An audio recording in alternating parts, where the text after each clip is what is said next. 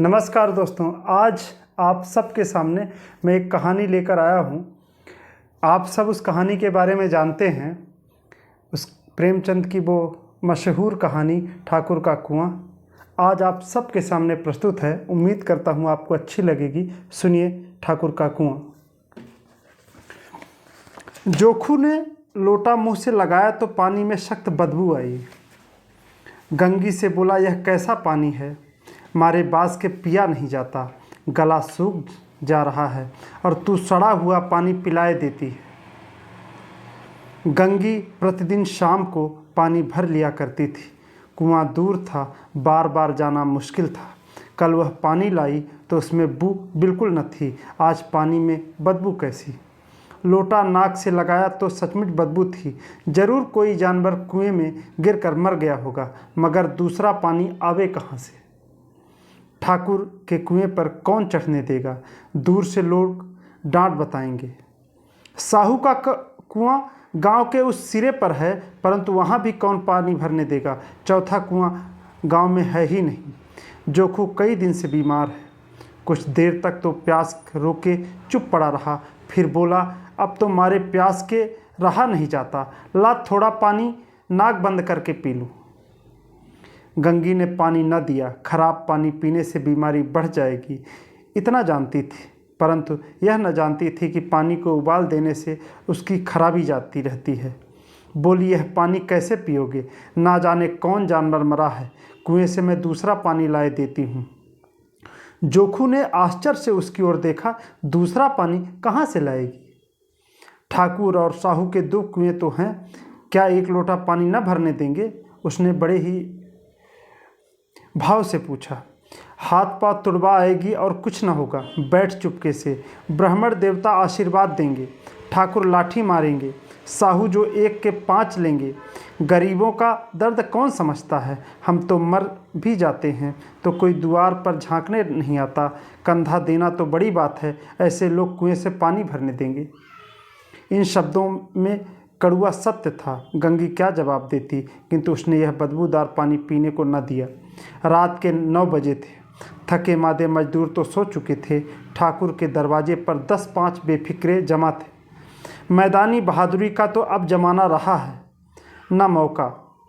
कानूनी बहादुरी की बातें हो रही थी, किंतु होशियारी से ठाकुर ने थानेदार को एक खास मुकदमे में रिश्वत दे दी थी और साफ निकल गए। कितनी अक्लमंदी से एक मरके के मुकदमे की नकल ले आए। नाजिर और मुहातिम सभी कहते थे नकल नहीं मिल सकती। कोई 50 मांगता, कोई 100। यहाँ बेपैसे कौड़ी नकल उड़ा दी। काम करने का ढंग चाहिए। इसी समय गंगे कुएं से पानी लेने पहुंची। कुप्पी की धुंधली रोशनी कुएं पर आ रही थी। गंगी जगत की आड़ पर में बैठी मौके का इंतजार करने लगी।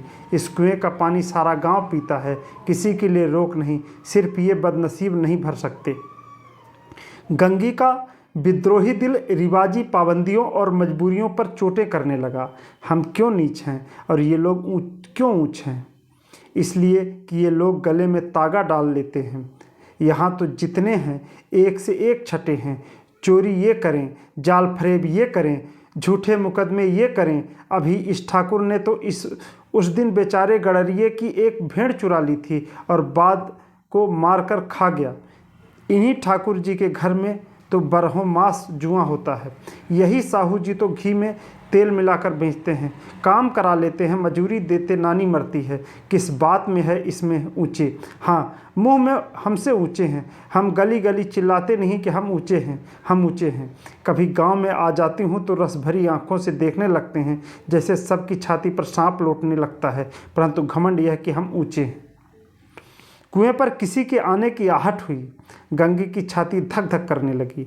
कहीं देख ले तो गजब हो जाए, एक लात भी तो नीचे न पड़े। उसने घड़ा और रस्सी उठा ली और झुककर चलती हुई एक वृक्ष के अंधेरे साये में जा खड़ी हुई। कब इन लोगों को दया आती है किसी पर।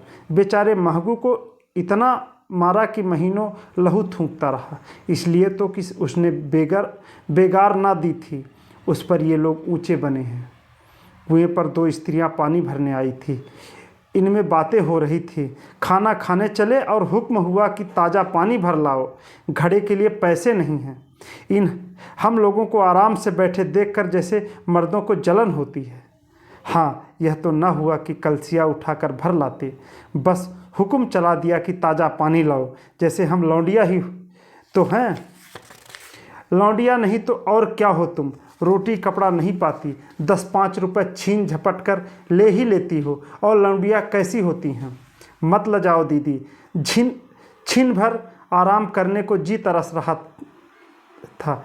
इतना काम किसी दूसरे के घर कर देती तो इसमें कहीं आराम से रहती। ऊपर से वह एहसान मानता, यहाँ काम करते करते मर जाओ, पर किसी का मुंह ही नहीं सीधा होता।